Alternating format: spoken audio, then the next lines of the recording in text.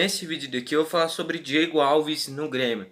Então, antes de eu começar a falar, não esquece de se inscrever e ativar o sininho, porque aí quando sair esse tipo de vídeo, das análises da categoria de base, das partidas do Grêmio, pré-jogos, diversos conteúdos, tudo sobre o Grêmio literalmente, você vai ser notificado. Então se inscreve e ativa o sininho. E se você quiser ter certeza que você vai saber quando sair os vídeos novos, meu Instagram está aqui embaixo, JP Tudo Sobre o Grêmio. Eu sempre aviso quando saem os vídeos novos e vou atualizando sobre notícias lá também. Como por exemplo essa notícia do Diego Alves, que eu vou trazer logo mais aqui, tá no meu Instagram. Eu avisei antes de sair esse vídeo, então para você receber mais rápido, vai lá também porque eu sempre vou avisando vocês.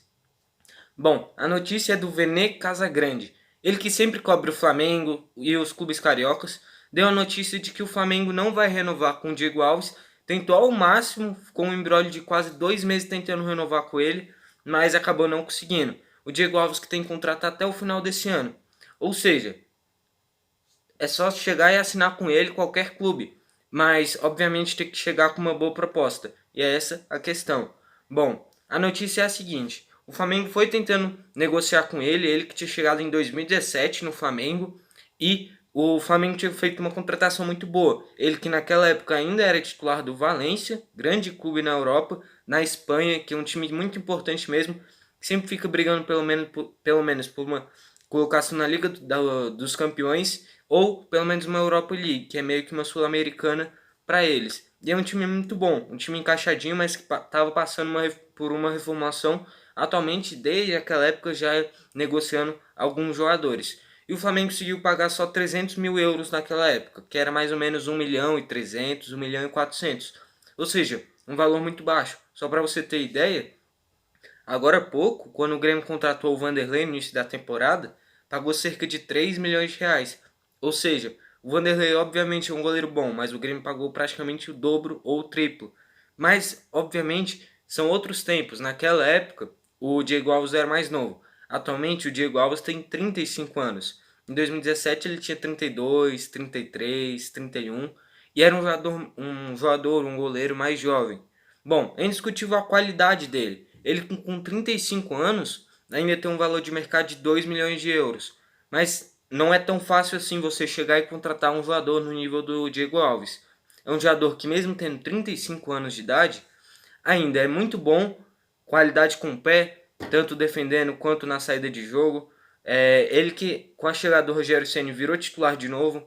O Hugo estava se destacando pelo Flamengo, não preciso nem falar muito do Hugo, porque você deve ter visto pelo menos alguma partida dele pelo Flamengo. É um goleiro excepcional, um goleiro jovem, mas que acabou falhando contra o São Paulo. Acabou ficando um pouquinho mais escanteado e adivinha quem virou titular? O Diego Alves. O Diego Alves está deixando o César no banco, o Hugo no banco, o Gabriel Batista no banco. São goleiros muito bons, goleiros muito qualificados que seriam titulares na maioria dos clubes, pelo menos de uma Série B, de uma Série A, que são muito bons goleiros. E o Diego Alves, que como eu falei, tem 35 anos, ele tem 1,87 m. Eu não vou entrar muito entrar muito nessa questão da carreira dele, porque eu já fiz um vídeo sobre ele há aproximadamente 2, 3 semanas atrás. Ainda não estava tão quente esse nome, quer dizer, ainda não tá, pelo menos na hora que eu tô gravando, né? Mas provavelmente vai esquentar. O Grêmio que, na teoria, tá dando certo com o Vanderlei, mas tem que pelo menos ir atrás de um goleiro reserva. O Grêmio que atualmente no plantel do time principal como goleiros, até agora tem os seguintes: Vanderlei, Paulo Vitor, Júlio César, o Breno e emprestou o Felipe Mediolaro. Ou seja, muitos goleiros, mas goleiros que ainda não convencem ninguém. O Paulo Vitor provavelmente vai ser liberado ou vendido no final da temporada. O Júlio César vai acabar o contrato. O Breno provavelmente vai ganhar mais espaço. O Felipe Mediolaro vai voltar, provavelmente vai ganhar mais espaço. E tem muitos goleiros bons na base também, como por exemplo o Vinícius Machado no Sub-23, o Adriel no Sub-20 e o Thiago no Sub-17. São goleiros muito qualificados.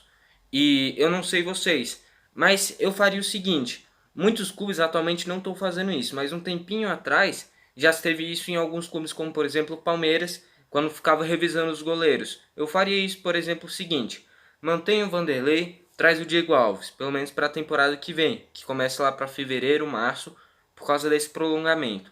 Bom, eu faria o seguinte: contrato o Diego Alves, deixa o Diego Alves jogando, por exemplo, o Brasileirão e coloca o Vanderlei para uma Libertadores e uma Copa do Brasil. Pode até inverter. Eu farei isso, porque assim você não vai desgastar os goleiros. E como o Renato sempre quer poupar o time, quer dizer, na maioria das vezes pelo menos, teve que usar muitas vezes o Paulo Vitor.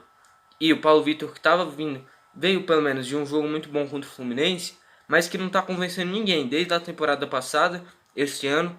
Então eu acho que seria muito bom trazer um goleiro experiente. Ou, se não fosse para trazer ele, investe na base, investe nesses goleiros, ao invés de investir em um goleiro que é inseguro e que a torcida já está cansada. Bom, mas não seria para trazer ele agora. Ele já fez os 7 jogos pelo Flamengo, já jogou Copa do Brasil. Provavelmente ele não viria para agora. E se viesse para Libertadores, seria só para a fase de semifinal. Então não valeria a pena. Valeria a pena esperar até fevereiro ou assinar um pré-contrato com ele e traz ele em definitivo em fevereiro. Eu faria isso porque é um goleiro muito qualificado e mesmo tendo 35 anos, como eu já tinha falado, é um goleiro que ainda tem muito mercado.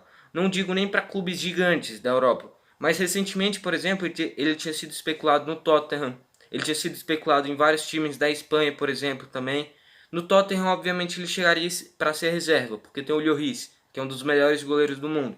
Mas nesses times da Espanha, ele seria titular em pelo menos 10 dos 20 clubes da primeira divisão da Espanha. Ele seria muito aproveitado ainda na Europa. Mas por ele ter 35 anos, já está no Flamengo, creio eu que se o Grêmio chegar e oferecer um bom salário, consegue fechar com ele. Creio eu que o salário dele é mais ou menos 500 mil por aí. E o Flamengo estava tentando acertar com ele, mas o teto era 700 mil para fechar com ele. Ele não aceitou, então se o Grêmio chegar com 700, 650, 800, pelo menos com um projeto bom, creio eu que ele aceita e seria um reforço muito importante, pelo menos para a temporada que vem. Bom, se você gostou do vídeo, não esquece de deixar o seu like, se inscrever e ativar o sininho porque o YouTube vai te notificar. Foi esse o vídeo e falou!